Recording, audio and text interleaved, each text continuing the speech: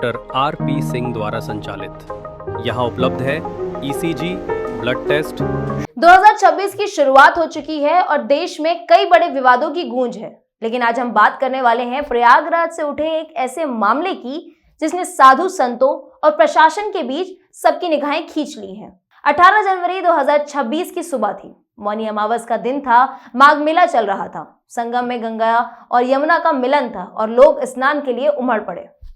ज्योतिष पीठ शंकराचार्य स्वामी अभिमुक्तेश्वरानंद सरस्वती अपने लगभग 200 शिष्यों के साथ शाही स्नान के लिए संगम की ओर बढ़ रहे थे। परंपरा के मुताबिक वो एक पालकी में बैठे हुए थे। इसी बीच पुलिस प्रशासन ने एंट्री मारी और कहा, भीड़ ज्यादा है, सुरक्षा कारणों से पालकी ले जाने की अनुमति नहीं दी जाएगी। शंकराचार्य से कहा गया कि या तो पैदल जाएं और या तो कम लोगों के साथ आगे बढ़ें, लेकिन शंकराचार्य ने इनकार कर दिया।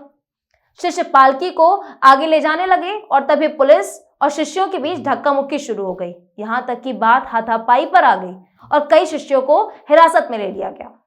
शंकराचार्य धरने पर बैठ गए और शिष्यों की रिहाई की मांग करने लगे और लगभग करीब 2 घंटे तक तनाव का माहौल बना रहा।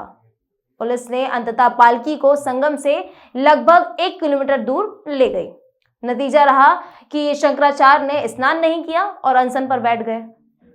और तो और इस विवाद ने नया मोड़ ले लिया जब प्रशासन ने 19 जनवरी की रात उनके शिविर के बाहर नोटिस लगा दिया। कह दिया गया, 24 घंटे में साबित करो कि तुम असली शंकराचार्य हो या नहीं हो। अब सोचिए, कोई साधु संत अपने धर्म और परंपरा के साथ ये सवाल सुनकर शांत कैसे रह सकता है। अब बड़ा सवाल है कि क्यों ये विवाद अचानक कहां से आ गया। दरअसल ज्योतिष पीठ में शंकराचार्य की उत्तराधिकारिता पर लंबे समय से विवाद है। स्वामी अभिमुक्तेश्वरानंद ने खुद को नया शंकराचार्य घोषित किया है। सुप्रीम कोर्ट में मामला विचाराधीन है। अदालत ने पट्टा अभिषेक पर रोक लगा दी है। प्रशासन इसी आदेश को आधार मानकर नोटिस भेज रहा है, लेकिन शंकराचार्य ने पलटवार किया और कहा कि सुप्रीम कोर्ट का हवाला गलत है। प्रशासन तय करेगा कि मैं शंकराचार्य हूं या नहीं हूं। भारत के राष्ट्रपति के पास भी यह अधिकार नहीं है।